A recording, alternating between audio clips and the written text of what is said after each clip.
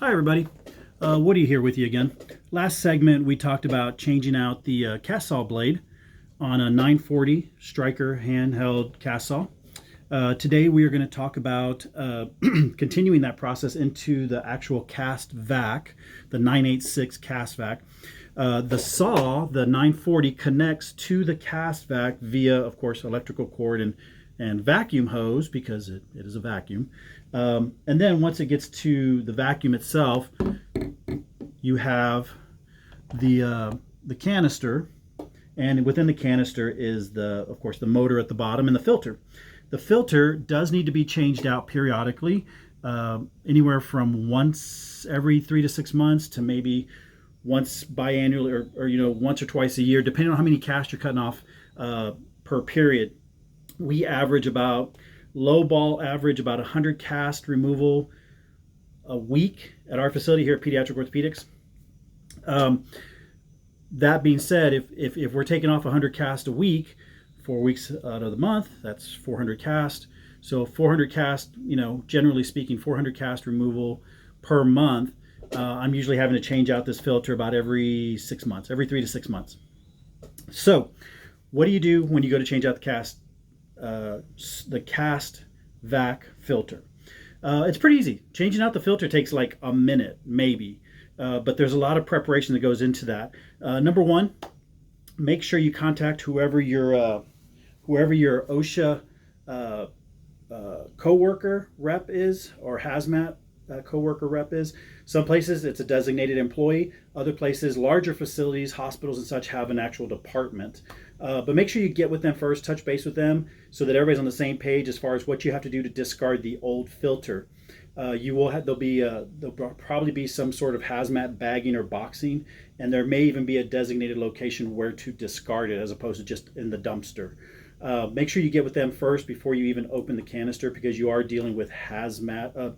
Well, it is hazmat. I mean, you're dealing with fiberglass dust of different weights and different sizes. So that being said, you want to look out for yourself, of course, first. So make sure that when you're going, everybody's been notified and everybody's on the same page, make sure you have proper protection, at least an N95 and at least gloves and at least some sort of eye protection. If you want more than just eyeglasses, if you want goggles, acceptable. If you want a mask that has actual canisters on it, or if you want to wear long sleeves, all these things are acceptable, and just upon request. And then, of course, you change out the filter. You take the old one out, place it in whatever designated location you're going to do, and then you put the new one in. If you have a hard time finding a new 986 filter cartridge, just reach out, get online. Castcutters.com will probably have one for you. If not, they can direct you in the right location or to the right vendor. That being said, you go ahead and don your protective gear, and then I'll show you how to take this thing apart. Like I said, it takes maybe a minute, if that. There's not much to it. It's just everything that builds up the lead up to it. So you get your new canister ready, excuse me, I apologize, your new filter ready.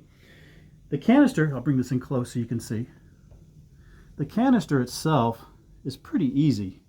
It's 2 little clips. There's one. There's two. 2 clips. They latch on to these 2 little lips right here.